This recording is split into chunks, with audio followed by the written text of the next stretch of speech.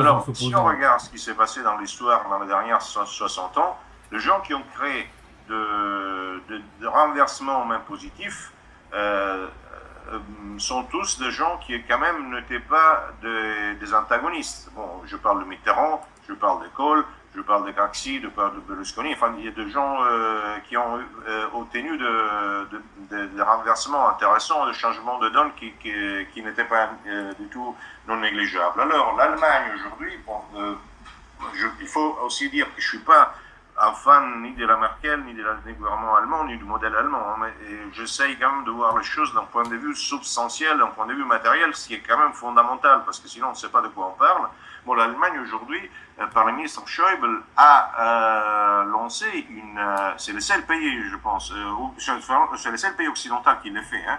Il a lancé il a créé une doctrine qui s'appelle de réciprocité, qui demande à la fois trois choses. Demande aux Américains de ne plus s'occuper des affaires européennes, qui propose de revoir les clauses du traité transatlantique, mais en les intégrant avec l'espace euro-asiatique, et qui propose aussi l'élimination de l'espace Google sur le ciel, sur l'espace au moins allemand si ce n'est pas l'espace européen. Donc aujourd'hui, dans tout l'Occident, le seul gouvernement même qui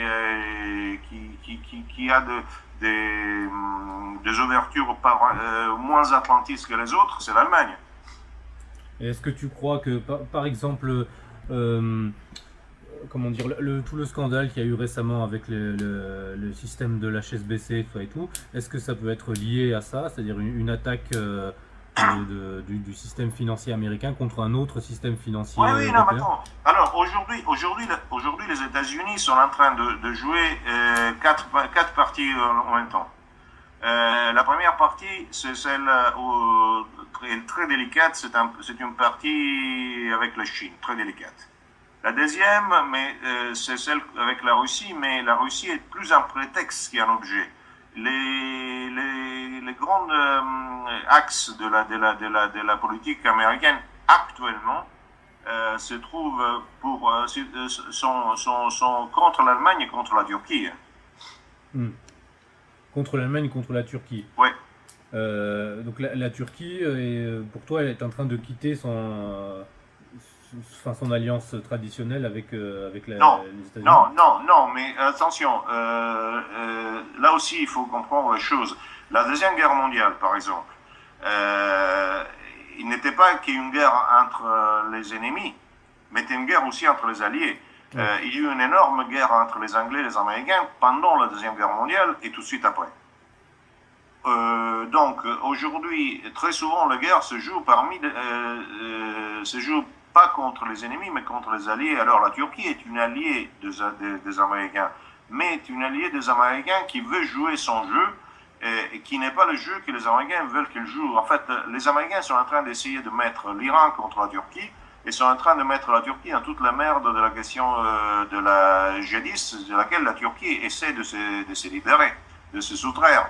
Donc il y a, si l'on veut, une espèce d'entente entre l'Allemagne et la Turquie là-dessus, qui est quand même de résistance par rapport aux déstabilisations stabilisatrices qui sont organisées par les États-Unis. Donc on ne parle pas du fait, je ne dis pas qu'ils sont en train de créer une troisième position ou un antagonisme, je te dis que simplement que sont les principaux objets.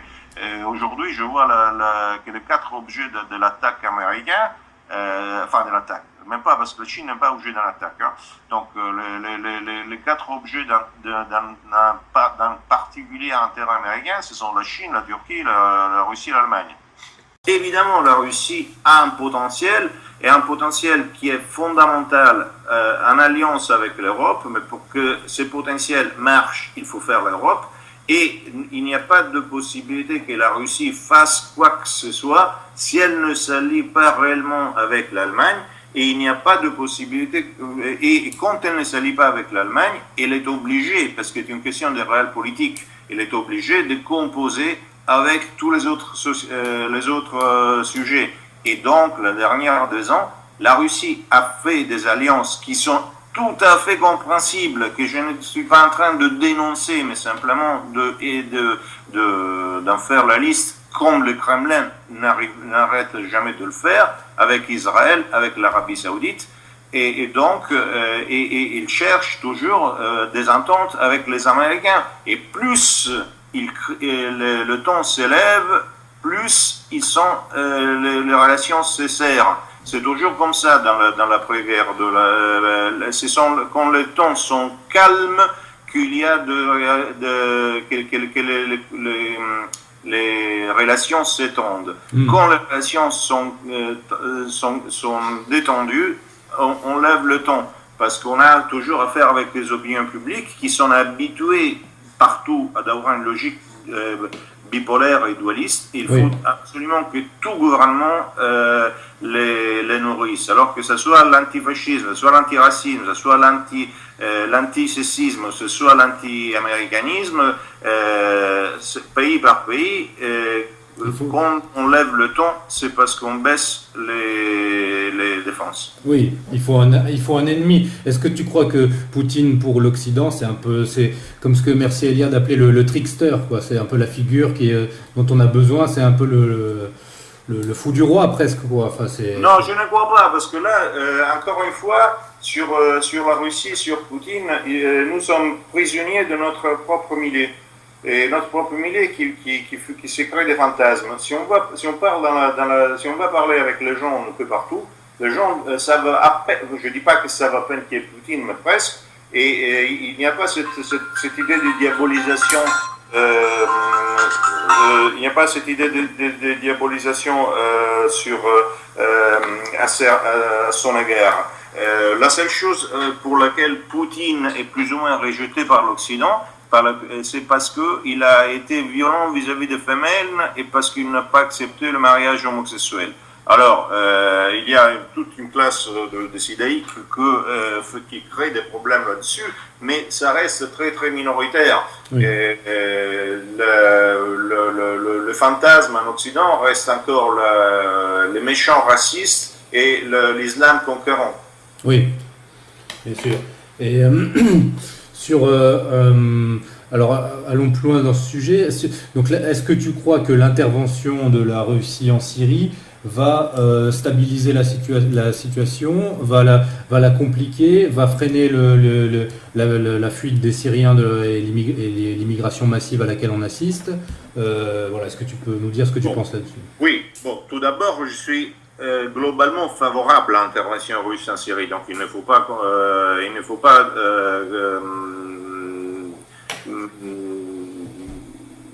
mal interpréter ce que je dis. Simplement, je le vois d'une façon froide. Alors, on fait une analyse. Si on considère l'intérêt russe, évidemment, les Russes suivent leur intérêt. Leurs intérêts russes sont forcément les nôtres, ne sont pas forcément les nôtres, pas partout. En Syrie, probablement, le sont. Donc, dans l'ensemble, je me sens plutôt comment dirais-je, favorable. Je ne peux pas utiliser le mot partisan parce que je le déteste. Non, je suis plutôt favorable à l'intervention russe en Syrie. Ceci dit, il ne faut pas imaginer cette intervention russe en Syrie comme le préalable d'une guerre mondiale ou comme une attaque aux États-Unis. Parce que il y a d'autres considérations à faire qui sont tout à fait compréhensibles dans l'optique russe et qui ne sont pas à condamner pour l'optique russe, mais sur lesquelles il ne faut pas non plus avoir une vision fautive.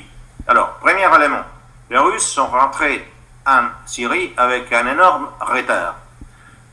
Quand les carottes en grande partie sont cuites et quand la Syrie est déjà absolument partagée. Est-ce qu'ils l'ont fait exprès, ça? Si, ils l'ont fait exprès, forcément ils l'ont fait exprès, parce qu'ils pouvaient rentrer beaucoup plus tôt. Pourquoi ils ne l'ont pas fait? Ils l'ont fait exprès parce que les conditions permettaient de le faire sans déséquilibrer les équilibres. Alors, je m'explique. Voyons les choses qui se passent et que je reporte simplement par des documents ou des affirmations officielles américaines ou russes, ou israéliennes. Alors, tout d'abord, il ne faut pas oublier, je ne sais pas si en France vous l'avez suivi ou pas, que l'intervention en Syrie de la part de Poutine a été précédée par une conférence de presse conjointe avec Netanyahou, dans laquelle il disait que Israël soutenait l'intervention russe en Syrie et que la seule différence était de maintenir ou pas Assad au gouvernement parce que Israël voudrait changer le président. Bon, ça, premier élément. Deuxième élément, qui a été écrit à claire lettre et qui a été dit aussi par le Kremlin, l'entrée de Russes en Syrie empêche aux Turcs de créer une no-fly zone qui permettrait aux Turcs de bombarder les Kurdes. Alors, vous dites, pour l'instant, les Kurdes sont passés aujourd'hui comme les héros de la résistance contre Daesh. Je vais vous dire que les Kurdes sont pires que Daesh parce qu'ils représentent une milice de la drogue très avancée et sont les pions des Israéliens en particulier et aussi de Soros pour la déstabilisation, pour la destruction de 4 pays, l'Irak, l'Iran, la Syrie et la Turquie. Et surtout, ils ont utilisé une vision anti-turque et la Turquie est attaquée aujourd'hui en particulier par l'Open Society de Soros et ils ont une hypothèse de la détruire en 3 parties alors qu'ils veulent détruire en 2 parties la Grèce. Mais la Turquie mérite un peu ce qui lui arrive quand même. Parce que tout le monde mérite un peu ce qui lui arrive. Si on veut être un peu méchant, la Syrie aussi mérite ce qui lui arrive. Parce que la Syrie, elle a laissé tomber complètement l'Irak. Et il a participé aussi à l'attaque à l'Irak, à la division mondialiste de l'Irak. Et alors, qui ne mérite pas ce qui lui arrive aujourd'hui? Je ne vois personne, sauf le Japon, je ne vois personne dans la planète qui ne mérite pas ce qui lui arrive. Le Japon, la Hongrie. Après, alors, ce n'est pas la question de ce qu'on mérite ou ce qu'on ne mérite pas. La Turquie le mérite forcément pour certaines choses et pour d'autres, on ne le mérite pas du tout. Parce que la ligne politique de la communauté turque est assez complexe. Et n'oublions pas que dernièrement, la Turquie a froidi énormément son envie de rentrer en Union européenne, ce que les Américains ne lui pardonnent pas. Et entre autres, sa logique de nouvel empire ottoman crée des problèmes à la domination sunnite de la part des Wahhabites, donc de l'Arabie Saoudite, du Qatar, des Émirats arabes, etc. Donc, je pense que la Turquie, c'est un autre pays qui, comme l'Allemagne, est un allié très particulier, très difficile et très rival par rapport oui. au... Alors, bon, ceci dit, attention, je ne suis pas en train de dire qu'il faut défendre la Turquie. Oui. Ni que les Russes sont des méchants parce qu'ils empêchent aux Turcs d'attaquer les Kurdes. Je me limite de faire l'ensemble des analyses. La situation finale, c'est laquelle? Que les Russes vont permettre de sauvegarder une partie de la Syrie, la partie alawite, oui. ce qui est très bien. S'ils avaient été intervenus il y a 2 ans, peut-être qu'on aurait gardé la Syrie entière, mais ils n'ont pas pu ou voulu intervenir parce que ça crée un ensemble de problèmes à niveau d'équilibre international. Maintenant, ça reste à voir si les Russes permettront à Assad de rester président. Assad vient de dire qu'il est disposé de laisser tomber, de donner ses démissions si c'est la solution. Ce qui, si tu permets, ce qui me laisse quand même un peu préoccupé, parce que je peux imaginer que ça peut être l'après-Assad. Il ne faut pas oublier non plus que les Russes ont établi depuis 2 ans des liaisons très très strictes, non seulement avec Israël, mais avec l'Arabie Saoudite, qui sont tout à fait logiques parce que ça correspond aussi à la nécessité de répondre à l'avancée énergétique des Américains avec le shale gas qui crée des problèmes avec Riyad aussi. Et le Russe se trouve donc à jouer un peu, donc ça c'est bien pour eux parce que c'est une influence des puissances. Ils se trouvent à jouer un peu ce que les Allemands avaient fait tout à l'époque, jusqu'à l'époque de l'Ukraine. Les Allemands étaient les gens qui mettaient ensemble d'un côté les pays ex-soviétiques et de l'autre la Russie qui se détestent entre eux, mais la Russie essaie jusqu'à là à le mettre plus ou moins dans un diapason. La Russie se trouve aujourd'hui à faire un petit peu l'arbitre entre le parti chiite et le parti wahhabite, avec et l'Arabie Saoudite. Et le fait qu'il se soit rapproché particulièrement de l'Arabie Saoudite, même si ça fait bondir quelqu'un sur le siège, n'est pas si négatif que ça, vu que l'Iran est aujourd'hui le partenaire favorisé par les États-Unis dans la région. Donc, ce qui prouve que dans les accords que j'appelle de Yalta, la Russie garde tout à fait son envie d'être rival des États-Unis, mais au niveau auquel un pays beaucoup plus pauvre, beaucoup plus faible, beaucoup plus désarmé et beaucoup moins technologique peut le faire. Alors, pour poursuivre là-dessus, quand on voit la politique de la Turquie, on a l'impression que c'est quand même elle qui organise un peu l'invasion actuelle, quoi. Enfin, elle laisse passer les migrants sur son territoire, ou là ils sont comment dire, canalisés et envoyés vers les pays comme la Grèce, qui ensuite, ne pouvant pas les accueillir, les envoient vers nous. Je ne suis pas philo-turc, attention. Non, j'ai bien compris, j'ai bien compris. Mais non, la Turquie fait un jeu très compliqué parce que la Turquie est débordée par plusieurs choses. Alors, tout pour commencer, depuis la chute de l'Irak, l'idée principale sur laquelle surtout les Israéliens travaillent, c'est d'essayer de créer une rupture entre les deux grandes puissances régionales, c'est-à-dire la Turquie et l'Iran. La Turquie a réussi pour l'instant, a réussi à déjouer ce genre de truc, mais elle a été prise aussi, elle aussi a été prise prisonnière, si l'on veut, par les printemps arabes qui ont été créés par les États-Unis en particulier.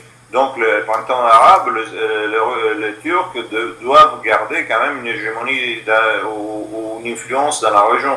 Alors comment le faire? Ils le font évidemment par un double, triple, quadruple jeu par rapport aux Wahhabites, en particulier par rapport aux Égyptiens, ou tous les endroits dans lesquels l'Empire ottoman était efficace. Donc, il se trouve vraiment à faire de jeu très très complexe. On l'a vu avec la Syrie.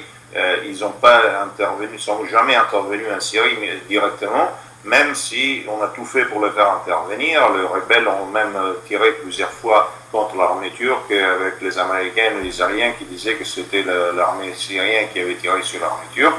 Tout a été fait pour que les Turcs rentrent en Syrie, c'est quelque chose qu'ils ont évité de faire. Bon, la question, les Turcs jouent un petit peu beaucoup d'équilibre et jouent avec le feu, mais il faut dire que ce n'est pas eux qui ont allumé le feu. Oui,